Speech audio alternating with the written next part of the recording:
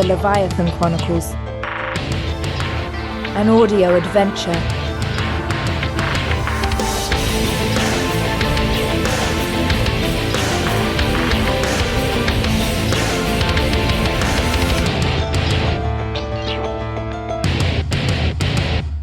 The story thus far. After escaping an attack in Homer, coordinated by the Black Door group, Macallan and Tulley stumbled onto the Cedar Elm lying in deep water in the Gulf of Alaska. The Hail Mary's mini-sub and ROV were jerry-rigged together in order to launch a recovery mission for the mysterious key that Macallan had been searching for. When they reached the wreck, Macallan and Tulley discover that the key is actually a sarcophagus, and the female face that adorns it bears a striking resemblance to Macallan. As the pair pull away from the wreck, they discover that the Cedar Elm was covered with depth charges that suddenly detonated. Back on the surface, Oberlin is kidnapped by Whit Roberts and is questioned and tortured in an abandoned offshore oil rig. His current whereabouts are unknown. The explosion of the Cedar Elm left Macallan and Tulley injured.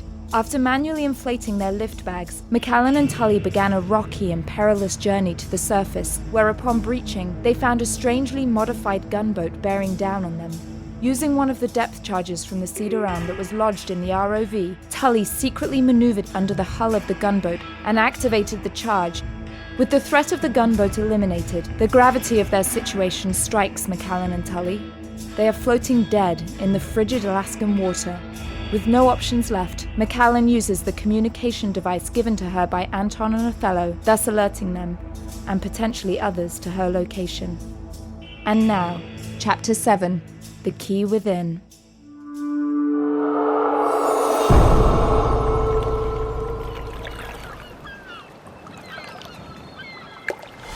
So let me guess, your cell phone ran out of juice.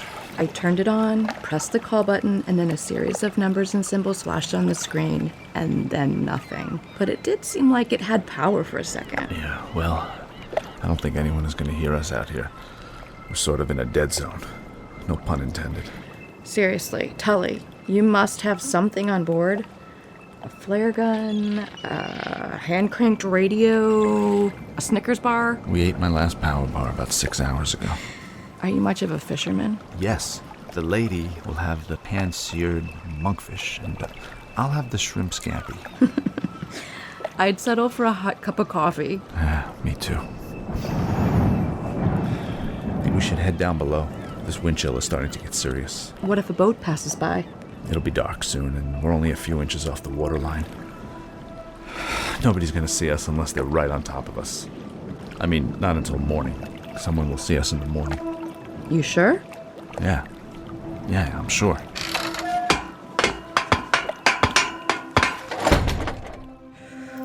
Everything I touch is so cold. I can't feel my fingers and toes. Start shaking them and keep flexing your toes. It'll help a little bit. I'm trying. I'm getting so... What do you think it's worth? What? What are you talking about? The key. That sarcophagus that's hanging off the sub. What do you mean? Well, if that thing is Egyptian, a museum might pay $20-30 million for that thing. You remember when they found King Tut's tomb? It's not for sale. Everything is for sale at some price. Not this. Don't you get it? This isn't a treasure hunt. This isn't about money. We're trying to save lives. Our own lives. People are trying to kill us. This thing, this key, is the only bargaining chip we have. So let's give them what they want. Let's give this key up to whoever keeps chasing us, and let's walk away from this thing. In case you forgot, they were trying to kill us before we got the key. Stop thinking with your damn wallet. Look, I've still got a debt that I gotta... Shut up! Don't tell me to shut up. No, shut up. Listen, do you hear something? What? Some thunder, maybe? That's not thunder. It's something else. It's getting louder. Quick, let's go outside. Maybe it's a boat. A narrow triangle-shaped aircraft was falling flat out of the sky. It was a deep cobalt blue and seemed to be spinning tightly on its own axis like the minute hand of a clock quickly spinning backwards. Tulley saw it, then lost it again. The long, sleek craft was descending at breakneck pace, but it did not seem to be in freefall. It was locked in a furious flat spin, but somehow it seemed to be controlled and orderly. The wings of the aircraft stretched along the entire length of the narrow fuselage. The very tips of the wings then slanted backwards to meet at the very back of the aircraft. The aircraft seemed to be slowing slightly in its plunge out of the sky.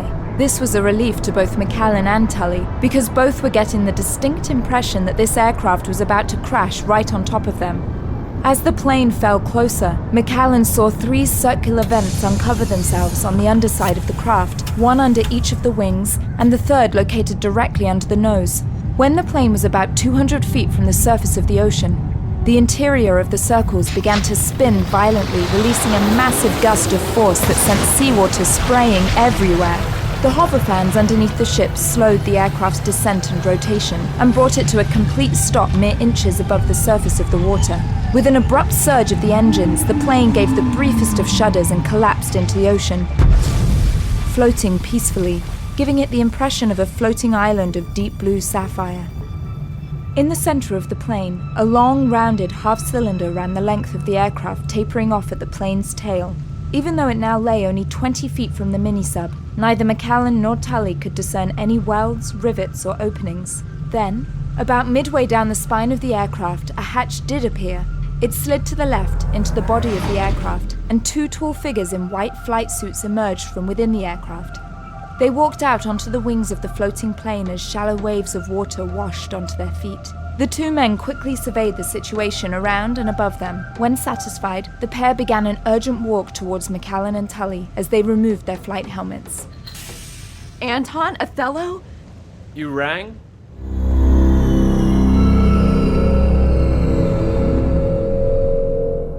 Meanwhile, several miles above the Earth, a small white blimp hovered deep within the bowels of a cumulus cloud. The cloud itself was not like the other clouds around it, but rather was comprised of a specially designed gas that hid the blimp for all senses that sought to find it. The blimp was called the Yggdrasil, and was the most cherished place of its sole occupant. After checking on several test tubes in the laboratory, Whit Roberts entered a room filled with monitors, consoles, and keyboards. The room was a symphony of technology, and Whit was its conductor, orchestrating several calculations and algorithms simultaneously. A blinking icon on his left screen caused Whit to establish an encrypted communications channel. A familiar face filled one of his screens. Whit, this is Jason. Tanaka failed in his apprehension maneuver. I fear we've lost our target. I was hoping you might have picked something up from your monitoring position. Some idea where they're heading? I haven't detected anything. The only thing I got was a strong carrier wave burst that contained multiple frequencies within the same bandwidth. Locator beacon. Exactly. Please tell me you're able to isolate the signal and triangulate the location. No, not even close. I could only detect it for a few seconds. The best I could determine was that it originated somewhere in the northern hemisphere. But that can only mean one thing. What's that? Leviathan is on the move. If they're using that damn ship of theirs, they could be anywhere in the world by now. You're right. We've had no luck in trying to detect their aircraft on even our most sophisticated satellite sensors. We get it for a quick second and then it's gone. Vanished. We'll have access to all their technology soon enough. Not if we can't eliminate the threat that Macallan also represents. Whit, run usual global sweep searches. Keep monitoring all activity near the Marianas Trench. Our friends there might know more than they're letting on. In the meantime, I'll work with our mold to see if I can't uncover some more information. We're in a race against time now, Whit. If Macallan finds out the truth, our job will have just become a whole lot harder.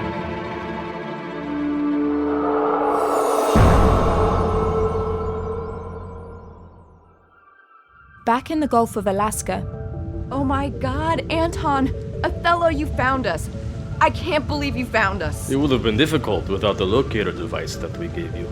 We would have expected to find you about 1,000 miles south of here. What the hell are you doing floating in the middle of the Gulf? I think an introduction might be in order. Tulley, this is Anton and Othello. Anton Othello, this is Jeffrey Tulley, captain of the Hail Mary. Just Tulley is fine. That locator beacon you gave me, I only had it on for a minute. How did you find us? To be honest, we didn't get a very precise fix on your location.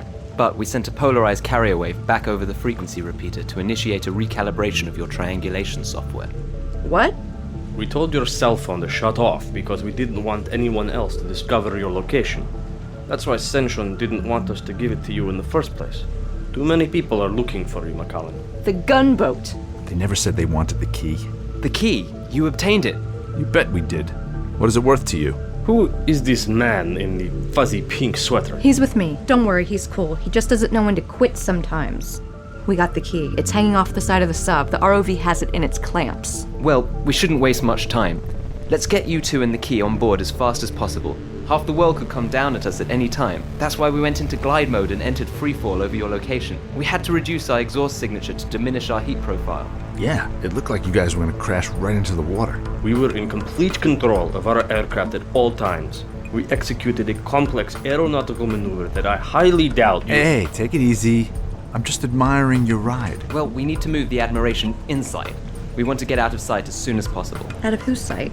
We haven't seen another soul, except for the gunboat that tried to blow us to Kingdom Come. What sort of crew was on the gunboat? What did they look like? I'm not sure. I didn't see any. Doesn't matter right now. Othello, you get the key on board and I'll reset our photo cloak. Your what? You'll see. Othello ran along the floating wing and jumped about 25 feet to land aboard the mini-sub. He got down on his hands and knees and peered over the side to get some bearing of where the ROV was hanging. After his inspection, he leapt deftly off the mini-sub and landed back on the wing of the aircraft. I'll bring this ship closer for you to board. Hell of a pair of friends you got. Did you see him jump? I can't believe they found us. Hey, don't get too grateful.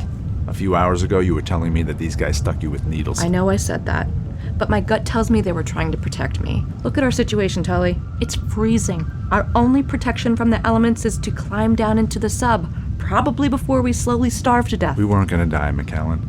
We were just in a little bit of a jam. I like your optimism, but just the same, I'd rather go where they're going. Doesn't look like we have much of a choice. Oh my God! Look at the plane! The dark, rich blue that covered the plane suddenly shimmered brightly in silver light. Macallan and Tulley squinted their eyes and then watched the silver light slowly fade into a dark shade of green. Okay, I've never seen anything like that before. The whole plane just changed colors. It's like camouflage. That is amazing! Come on, Tulley, stick with me. You'll find surprises are pretty par for the course when it comes to Leviathan. After you.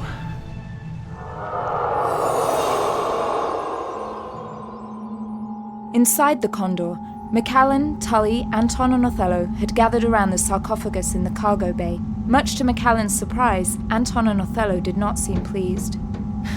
This is all there was?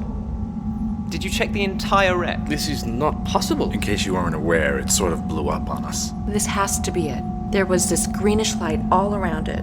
I mean, what else could it be? It's not the key. How do you know? Senshin didn't tell me what I should be looking for. Do you even know what the key looks like? No, I don't. But I do know that that's not it. Why do you say that? If it's not the key, then what is it? It is a keyhole. Othello's right. What exactly is a keyhole? It is a means of transportation over great distances. How? Keyholes are spatial portals. They can link different locations regardless of distance. They open and one walks within them, and then in a matter of seconds will walk out of a matching keyhole in a different location. But there's only one problem. What's that? They haven't worked for over 70 years. Every keyhole we've encountered has been dead. It's like the system has been shut down. The key was supposed to be something different. Something, pure. Anton, we have to get out of here. If we stay longer, we could be picked up by a satellite. You're right. Let's get to the cockpit.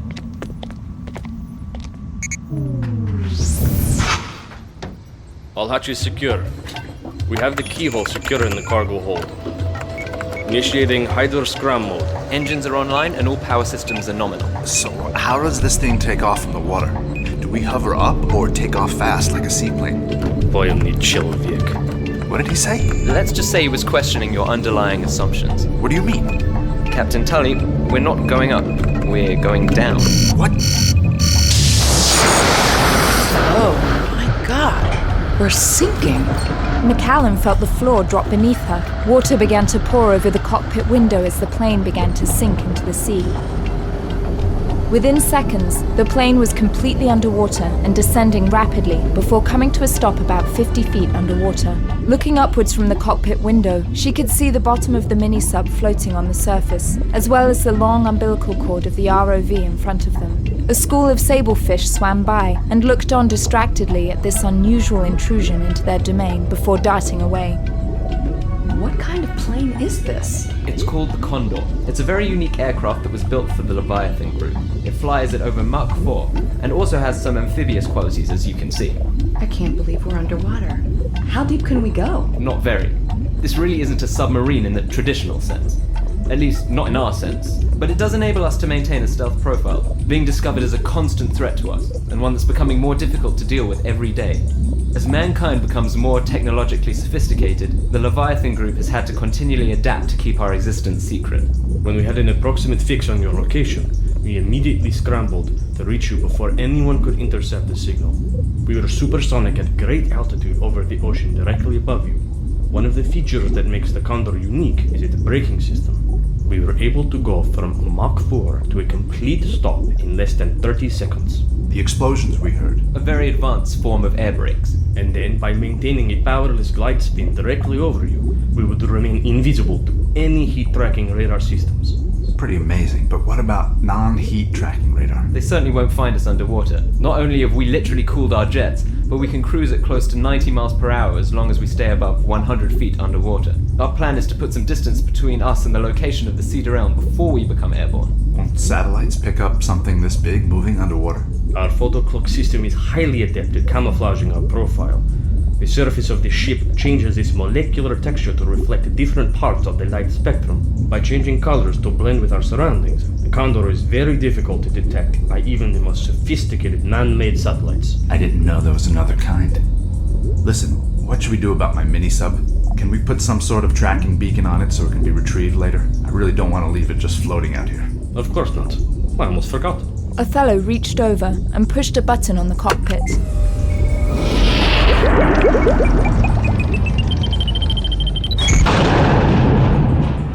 Jesus Christ, what the hell did you just do? That was my mini-sub. You fucking blew up my mini-sub. It was for security purposes. Anyone scanning the ocean floor near the Cedar Elm would find the wreckage of your mini-sub, giving the impression that you died in the explosion. Security, my ass! That cost over $500,000, you son of a bitch! Captain Tulley, if your mini-sub were to be found, a great deal of information regarding the Cedar Elm, its contents, and your location would be ascertained. We'd rather that not happen. Well, fuck you. I'd rather have my mini-sub back. I can't exactly afford to replace that. I ought to kick your ass I'm for... not afraid of little pink sweater man. Look, Captain Tulley, I am sorry, but it is necessary. Whomever is looking for Macallan will not stop until you are both captured or dead. This will lead them to think that you have died due to explosion damage on the mini-sub, or perhaps due to your encounter with that gunboat. How? The hull is going to be resting at 10,000 feet deep. Who exactly is going to find out? You'd be surprised. I am surprised. Who the hell do you two thugs think you The are? one saving your lives. Now get in the back, Pinky. Hey, screw... I assure you that you will be made whole for the costs that you have incurred, Captain Tulley. Now, if you would please, I need to complete the Condor's prep for hydroscram. What's that? Just as Macallan spoke, she felt the ground beneath her begin to shift backwards. Then she realized it wasn't the floor, but the entire cockpit was sliding backwards into the Condor. A metal sheath slid down over the cockpit windows, causing the room to go completely black for a split second. Automated cabin lighting responded quickly, bathing the cockpit in soft blue light. In place of where the cockpit windows were, video screens suddenly illuminated and gave a full outside view of the craft underwater. Depth, temperature, headings, as well as several other electronic gauges that Macallan couldn't identify crowded the periphery of her view of the outside. Hydroscram is the ability of the Condor to descend to a relatively shallow depth underwater and then propel itself at high speed in a manner very similar to flight in the air. It's not something we care to utilize often because it's inherent risks, but we want to get out of this area quickly in case anybody picked up your locator beacon, or if the gunboat was able to relay your status or location. We're going to put about 200 miles between us and this location in the next 2 hours. There's not much time, so if you would please... Please what? Get into the back by the cargo hold and fasten yourselves in. We are about to begin acceleration, and the water can often produce more turbulence than the air. We must leave this location quickly before anyone has a chance to find us. Macallan, please, go back there. I promise it will be alright. I trust you, but be nicer to Tulley. He's been a good friend so far. Come on, Tulley. Let's go in the back and strap in. Outside the Condor, 90 feet underwater, one of the bravest sablefish cautiously approached the giant aircraft in hope of scavenging a small meal of algae off its wings. But before it could get close, the giant ship streaked away in a violent surge of water that left the fish spinning and disoriented. It had never seen another fish move that fast underwater.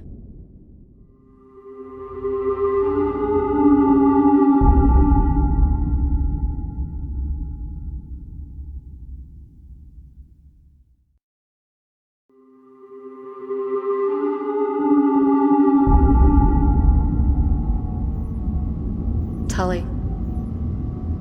Hey, Tulley. I'm so sorry about what Anton and Othello did to your mini-sub. They seem like they don't care, but they really... They don't care. They do care. That's why they wanted to fake our deaths. Look, I don't know how much one of those mini-subs costs, but I know that I can help This you isn't out. about the mini-sub. What do you mean? They don't care about Oberlin. At the end of the day, I really couldn't give a rat's ass about the mini-sub or the Hail Mary if my best friend isn't around. I mean, we don't know where he is, if he's alive or whatever. We should be looking for him, or at least scanning for wreckage of the Hail Mary. This thing has got so many gizmos, it could probably... They said the Condor wasn't a submarine. They're trying to get us out of here as quickly as they can before we get discovered. I know if there was anything they could do, Anton and Othello would do it. They would have mentioned if they saw the Hail Mary on radar. They'd probably try to get rid of me and drop me off on it. And that must mean, wherever it is, it's not floating. Macallan, why are you trusting them so much? Weren't these the guys that jabbed you with a needle after a car crash that they instigated? That's true, but they also gave me that communicator that saved us. Senshin told them not to because it would be too dangerous, too easily picked up by someone else. They did it anyway.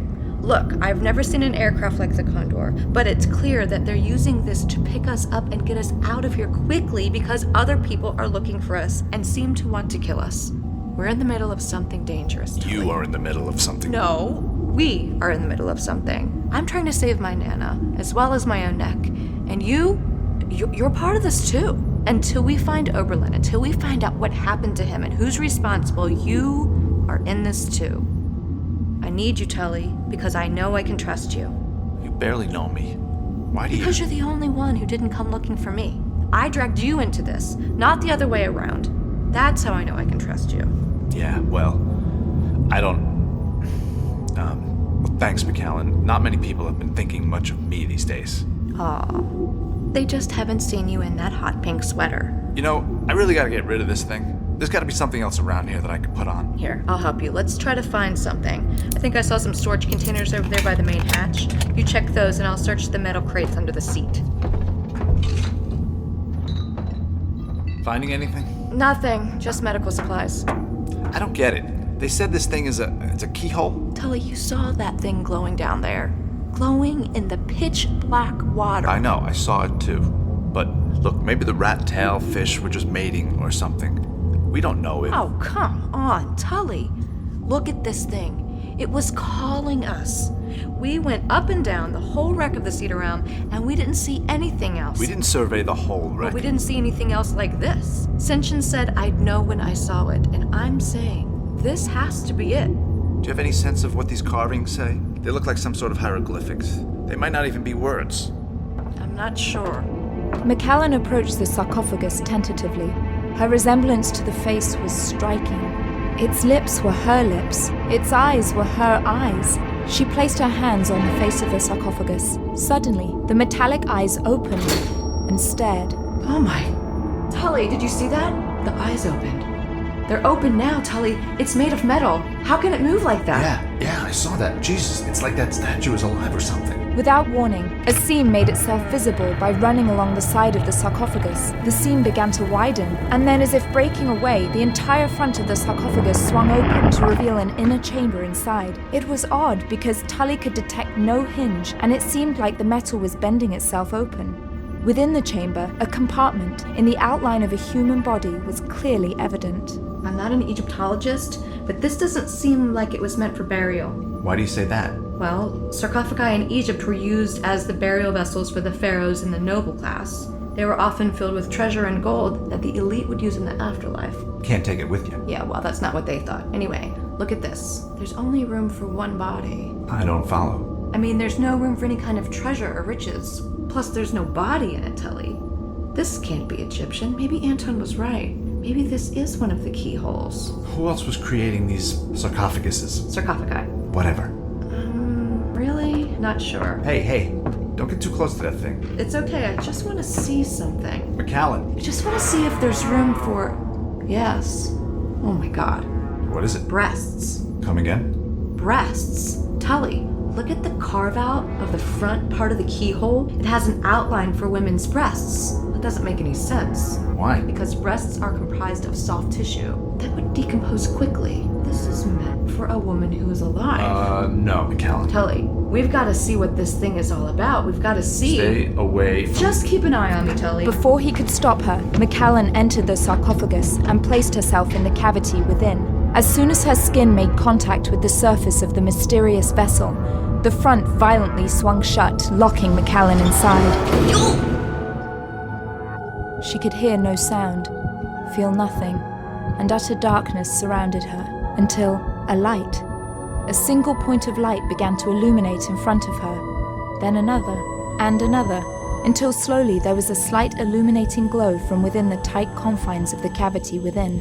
Macallan had little room to move her arms or legs. It felt like a few inches, but no more than that.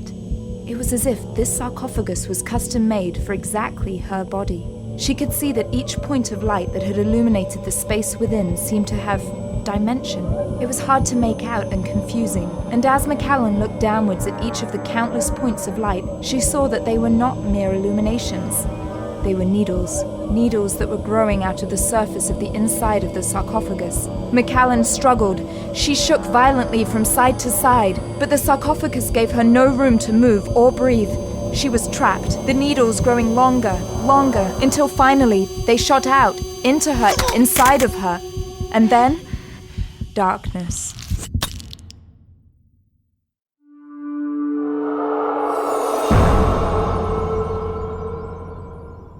Jason Sterling placed the telephone back on the large receiver that sat on his desk. He stared at the black door to his office and seemed to be lost in thought. His finger fumbled on the underside of his desk until he found a small button that protruded just to the right of his knee. After pressing it, he heard several tumblers within his door snap shut, as well as a hiss like an airlock depressurizing. He swiveled his chair to the computer screen on his left side and began to type the URL of a very special website. www.babydollgirls.com, a website featuring young women in various states of undress, wearing lingerie tumbling off their bare shoulders loaded on his screen. He clicked on the link for webcam shows, and after a bit of loading, a beautiful young blonde woman clad in only a pale pink bra and thong was lounging on the bed. She was writhing gently on the bed and feigned surprise at the virtual visitor knocking on her cyber door. Hey there, hottie. You caught me being a naughty girl. I was just having a little fun by myself until you came. Do you want to watch me finish the job? This is Central Authority, Black Door Code 54, Charlie, Tango, Zebra, 93268. Activate secure link, patch through encrypted link 7 with Research Station Asgard. Initiate Communication Security Protocol 10. Copy. Verification confirmed. Security Protocol 10 is now in effect. Initiating Secure Link 7, Black Door to Asgard. Intermediary I-69 disengaging and logging off. The image of a shapely young girl vanished and was replaced by an image of a tired-looking office with an empty metal chair in it. Jason could hear slow footsteps getting louder. Finally, an elderly man in his late 60s walked into the camera's field of vision and sat down in the chair. He looked back through the camera at Jason and sighed. Jason, I hope you understand that these interruptions only serve to prolong the development time of our specimens. My specimens. Your specimens. Evolution does not simply react to the whims that the Black Door Group so dictate.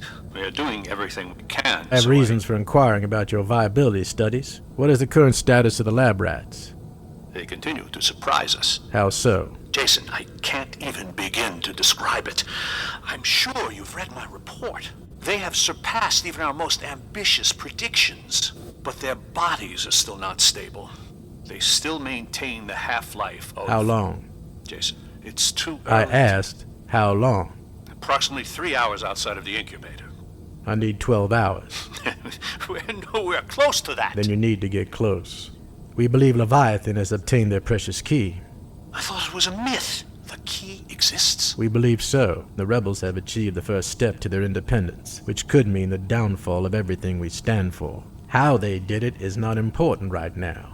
What is important is that you give me a working prototype that will last 12 hours with full transference. Jason, full transference is still unstable. We can't control We will use a booster signal with relays that I will put in place. My supplier of this technology has delivered what they have promised. If the signal is compromised, anyone could learn the nature of our experiments and expose the Black Door group.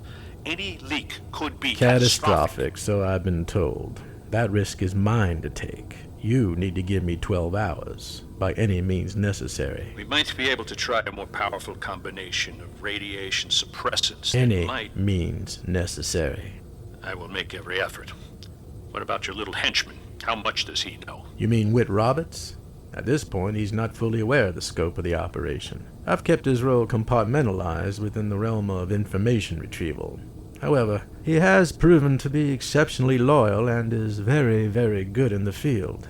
When I know that your work's goals have been achieved, then I will reveal the full scope of the Black Door Group's activities to Whit. Jason, there are other doors. None of which concern us. As you wish. Jason, I won't lie. 12 hours of stability could be difficult to achieve. In order to understand the exact combination of exposure and suppressants, we will need more supplies. We've spoken about this. There is no way around it. I will need more supplies. At least 20. 20? At least, Jason. In order for you to have a fully functional prototype with the specifications you desire, I will have to attempt a radically different approach to the construction and cultivation. There is no other way. This isn't easy, Peter. You can expect a supply rendezvous in 48 hours. Understood. Peter. Yes? A war is about to erupt, and we need the tools to win it. Nobody can find us. Then I guess we're lucky that we have the Dakota.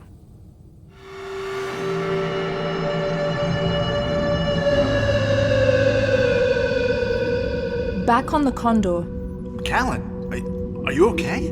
Oh, Tulley. Are you okay, Macallan? Yeah, I think so. I just feel so different. Oh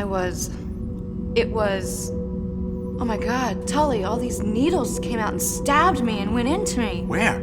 All over. There had to be hundreds of them. Macallan, I can't find a mark on you. There's no blood anywhere. There have to be marks everywhere. I just got mauled and maybe injected with something. How could Macallan, you're taller. No way, I'm not taller. You're just crazy. Macallan, how tall are you? 5'8". I'm 6'2", and you're not far below meeting me eye to eye. That's impossible. I couldn't have just grown 4 inches. You're wrong. I'm afraid Captain Tulley is quite right. Macallan and Tulley turned around to see Anton and Othello staring back at them with intense gazes. Shouldn't one of you two guys be driving the bus? Pinky Sweater, the Condor has a sophisticated AI autopilot. Until we break out from the ocean, no manual input will be needed. But we needed to make sure we didn't have an intruder on board. An intruder? We're talking about Macallan.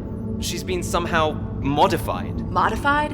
How? What the hell has been done to me? It would appear that you are now one of us. You are now immortal, Macallan. My god, Othello. Senshin was right about her. She must be the one. We don't know that yet. I can't believe that the transformation device was disguised as a keyhole. What?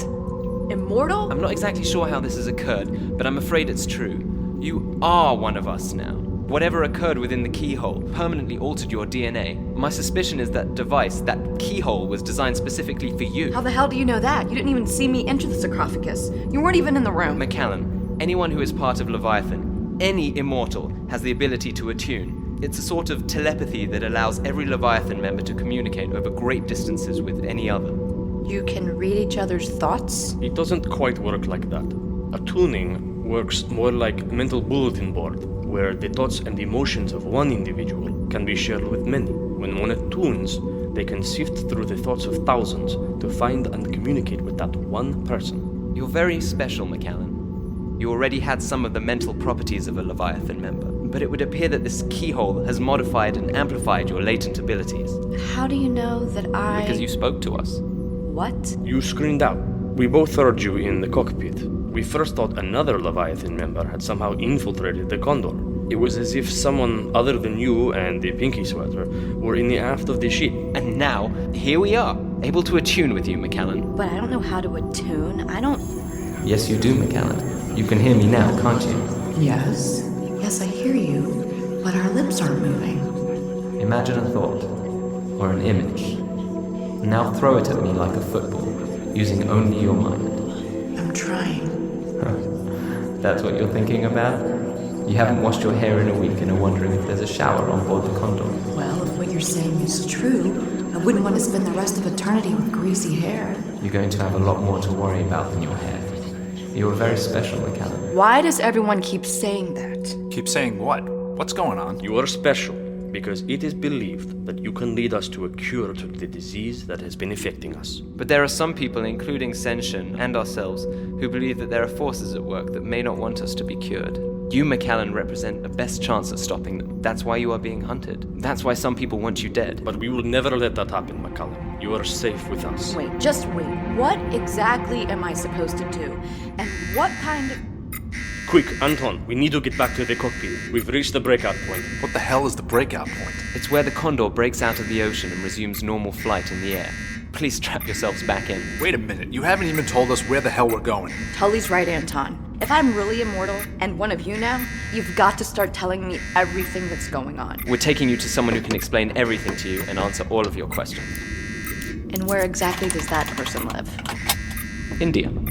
Othello tugged on Anton's flight suit and nudged him towards the cockpit. Outside on the Gulf of Alaska, the surface of water seemed placid and smooth, but suddenly a mound moving more than 100 miles per hour began to grow. Water was being pushed violently upwards from the streaking Condor. It approached the surface of the ocean and sent waves of water furiously streaking aside. The Condor erupted out of the ocean and streaked upwards towards the setting sun. Inside, Macallan felt as if something long slumbering inside of her had been awoken. She knew this transformation was part of her destiny being fulfilled, but what role did she play in this deadly cat-and-mouse game between Leviathan and its enemies? The answers, she hoped, would come soon. India. India.